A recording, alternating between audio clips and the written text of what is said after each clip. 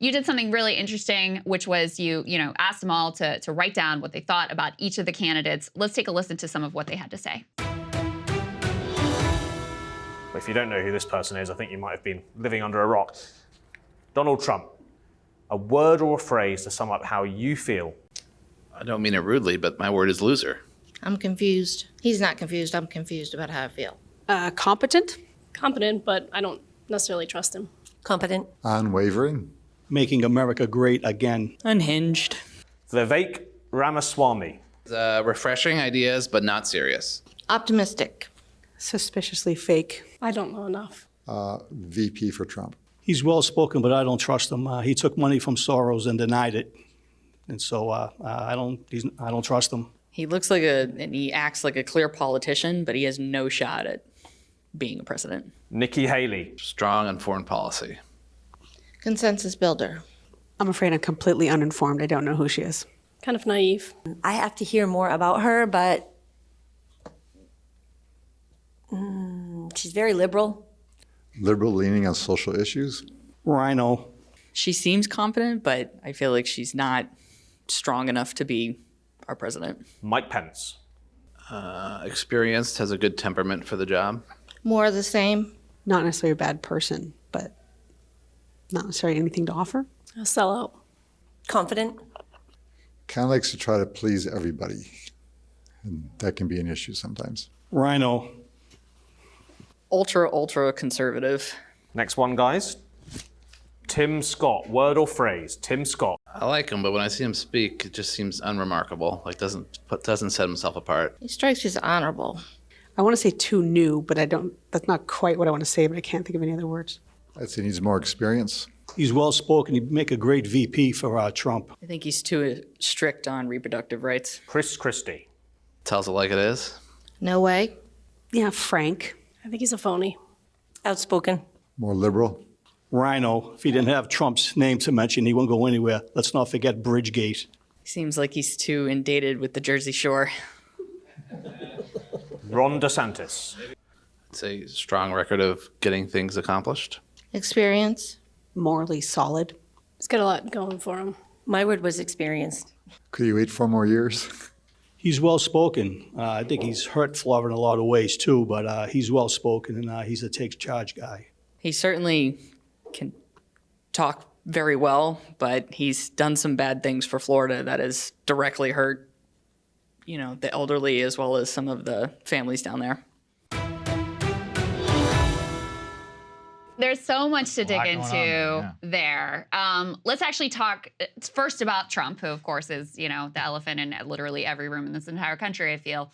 The critique of him was lacking in competence, but then there was obviously a lot of strong sentiment in favor of him as well. There was, and people who liked him did pick up on the fact that, okay, he might not always be the most presidential. He might say things that perhaps he shouldn't, or he might come out and tweet things or whatever else. But that was funny to them. They like that. This is not going to be the thing that ruins Trump with them. Yeah. To be honest, I thought that those three at the back were locked in for Trump. They're going to vote for him at the primary. Definitely it's very hard to sounds like tell them away. It's those people in the middle that are the key, I think. Yeah, I absolutely agree. It was interesting, too, to see them on Nikki Haley. That one woman, she was like, I don't even know who she is. I'm totally uninformed. Yeah, and I think it's worth saying, I think, that no candidate here has not only not had a breakthrough moment, but also no one's had a New Hampshire moment. Mm-hmm. No one was sort of saying, oh, they've turned up to a lot of events. Oh, that's true. They've done a lot. And, that's bad news for candidates like Nikki Haley and Vivek Ramaswamy, who've spent a lot of time in New Hampshire. They weren't noticing that. I think actually the comments about Vivek were some of the most critical. You had some people who said, I like him. He seems pretty good. But then they would float like maybe he could be Trump's vice president. Yeah. But some of the negative critiques of him were also interesting. They found him. They found he came across politician-y and also like they didn't trust him. There was some skepticism of him that clearly existed in this group, even among people that that you might think had a favorable impression of him. Yeah, and it seems that Vivek Ramaswamy, we did a poll after the first debate, which I believe Breaking Points covered, and Vivek Ramaswamy came top on that poll, but he does not seem to have converted that debate performance into sort of solid support. We've seen that in the polls. He had a boost before the debate, but he hasn't really had a boost in the numbers since the debate. And it seems like actually his manner and his style on that debate, even though people like what he was saying, seems to have rubbed off a bit negatively on some of these people. Now, big caveat, it's only one focus group. Of course. There's lots of time to go. But certainly this is not someone who, it got a clean sweep and got a lot of momentum from that debate, as perhaps some were predicting he might. There were two people who got less negative comments than what I was actually expecting, and that was Mike Pence and Chris Christie. Chris Christie, even some of the people who were like, sort of Trump curious or Trump supporters were described him as like, he tells it like it is, he's frank. I mean, there was also, he's a RINO. There was that sentiment there as well. But I actually expected basically everyone in the group to be like, he's a RINO and I don't like him. But there was this sense of like, oh, he's brash, he tells it like it is. There was more of that in the group than I expected.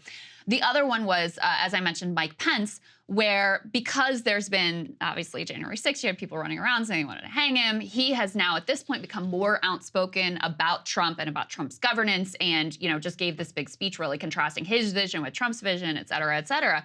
I thought there would be more negative sentiment towards him. And again, there was some of that. He was described as a sellout. The one gentleman who's clearly like very strong Trump supporter called a lot of these folks RINOs, but Mike Pence was one of the ones who got the RINO label. But you also heard people saying, oh, he's experienced. They felt like he was a good person. They just disagreed with some of the values and some of the direction that he wanted to go in. So I was actually surprised it wasn't more sort of vicious and negative on Mike Pence. This is the perennial burden of doing these focus groups. It's saying never overestimate how clued in people are. Because, people are not following the contours of this like we do. They're not following the ups and downs of the race. And to some people, they see Mike Pence at that debate and they think, oh, he came across quite strong. He came across quite principled. And they quite like that. It's come off a little bit in the numbers now, but in some of the early primary polls of this cycle, we saw quite a large chunk of Trump voters were saying that Mike Pence was their second choice. And that still exists. He was a vice president. It makes sense. Yeah. I think it makes sense. Yeah. And then the last one for you to weigh in on is actually two of them. So Tim Scott and Ron DeSantis. People didn't have really strong views on Tim Scott. There was a sense, again, of sort of like, yeah, he's fine, but maybe needs some experience. He seems honorable, but I'm not sure. Ron DeSantis actually had a pretty positive reception. The one gentleman who was very hard Trump and called almost everybody else a RINO, he didn't say that about Ron DeSantis, even though Trump has been obviously aggressively going against Ron DeSanctimonious, Meatball Ron, whatever the latest nickname of the day is. He said that he sees him as well-spoken and kind of a take-charge guy. And so across this group, with the exception of the one woman who's the Doug Burgum supporter, there seemed to be pretty positive sentiments towards him, presenting possibly an I mean, if he were to consolidate some of that and consolidate the people who are like, I'm not sure about Trump, consolidate some of the people who are definitely anti-Trump, then he would have a shot. I think as Saagar was pointing out before, the challenge in doing that is that people's reasons why they don't want Trump again are so different and so various that it makes it really hard to have one cohesive message that would bring all of those individuals together. It does. And I think Ron DeSantis and Tim Scott will now be thinking we need to have a moment. It's not good enough for Tim Scott to have a solid debate. It's not good enough for Ron DeSantis to have a solid debate. They need to start really carving them out as the clear opponents and challengers. And they need to do that quite quickly. Now, look, there is time, but look at what happened in 2016. You have Iowa, you have New Hampshire, you have South Carolina, and then it's not long until you're into Super Tuesday. Now, if there's still a fractured field by then, Trump mops up. He gets it. But, I mean, if I was advising, one of these candidates, whether it was Tim Scott or Ron DeSantis, how do you break through?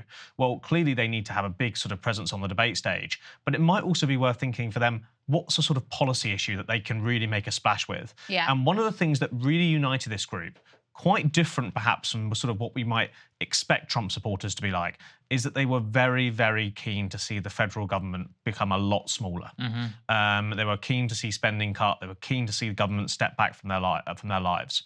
Now, if DeSantis or Tim Scott could come up with a really punchy economic policy, don't quite know what that is. Perhaps it's a flat rate tax. Perhaps it's something that really appeals to those sort of small state Republicans.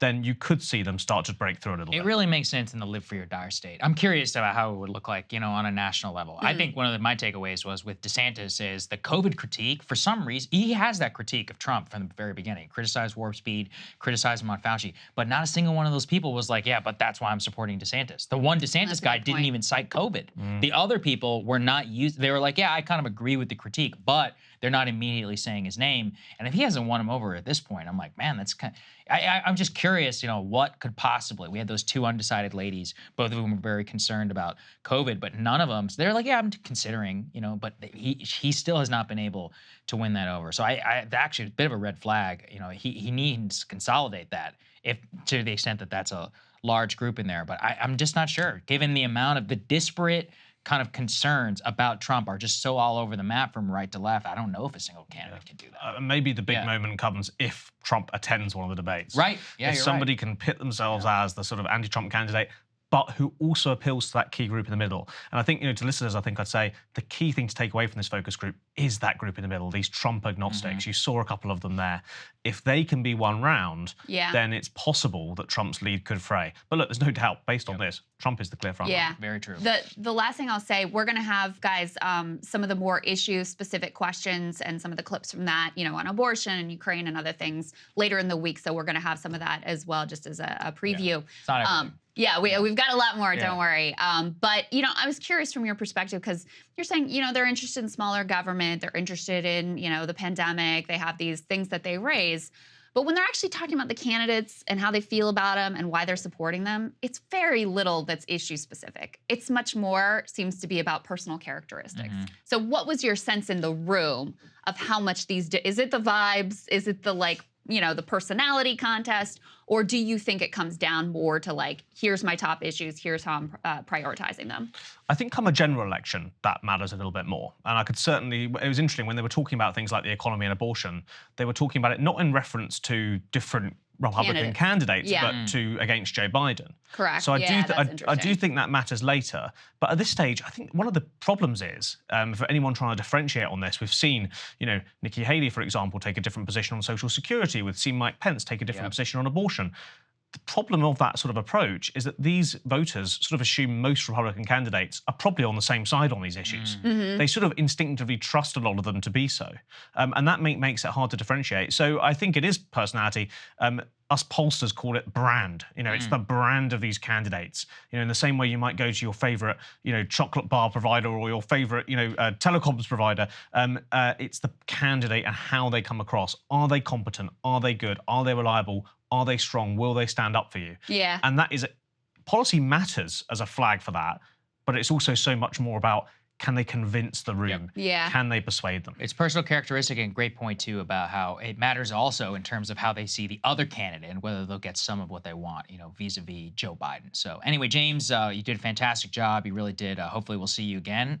Great work here, and we're excited to continue to bring everybody all of this work that we've done in conjunction with Jail Partners. You guys do amazing work. As we said, we've cited previous polls and other things, and we're glad we got to work together. I don't know if people remember, we showed before these word clouds that you guys did of all the candidates, which were, they were really interesting because, again, it's like you can pull on these issues and people, I support this on Ukraine, I support that on abortion, but their gut check of when I hear this candidate's name, what's the first thing that comes to mind? That's in some ways the most revealing material. So that's why we were so excited to work with you guys. And you came through. This was phenomenal. Thank you. Thanks so much, guys. Hey, guys, if you like that video, go to breakingpoints.com, become a premium subscriber, and help us build the best independent media organization on the planet. That's right. We're subscriber funded. We're building something new. We want to replace these failing mainstream media organizations. So again, to subscribe, it's breakingpoints.com.